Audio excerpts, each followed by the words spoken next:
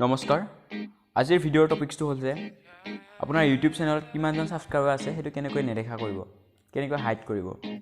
hey guys তো আপোনালোকে চাইছে টেকনিকেল অসম তো অলপ বেছি সময় অপব্যয় নকৰি আজি আমাৰ এই ভিডিঅ'টো আৰম্ভ কৰোঁ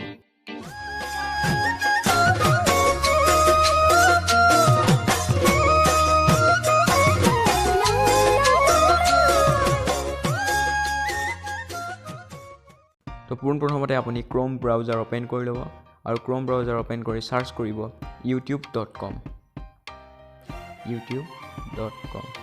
youtube.com সাৰ্চ কৰাৰ পিছত আপোনাৰ সন্মুখত এনেকুৱাকৈ এখন পেজ খোল হ'ব তাৰ পিছত আপুনি ওপৰৰ যোনটো তিনডাল চিন দিছে তাত ক্লিক কৰিব তাত ক্লিক কৰাৰ পিছত আপুনি এইটো ডেস্কটপ সাইড কৰি ল'ব আৰু আপোনাৰ সন্মুখত এনেকুৱাকৈ এখন পেজ খোল হ'ব আৰু ইয়াৰ পিছত আপুনি যোনটো একদম কোণৰ ওপৰত দেখিছে এইটো আপোনাৰ চেনেলৰ যোনটো ল'ব তাত ক্লিক কৰিব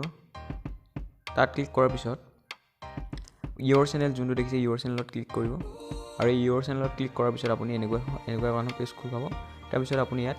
ইউটিউব ষ্টুডিঅ'ত ক্লিক কৰিব ইউটিউব ষ্টুডিঅ' আৰু এই ইউটিউব ষ্টুডিঅ' ক্লিক কৰাৰ পিছত আপোনাৰ সন্মুখত এনেকুৱা এখন পেজ খোল পাব ইয়াত আপুনি একদম তলত যোনটো দেখিবলৈ পাইছে একেবাৰে তলত বাওঁ ছাইডত একদম তলত মই জুম কৰি দেখাই দিছোঁ যোনটো সেটিং বটন দেখিছে তাত ক্লিক কৰিব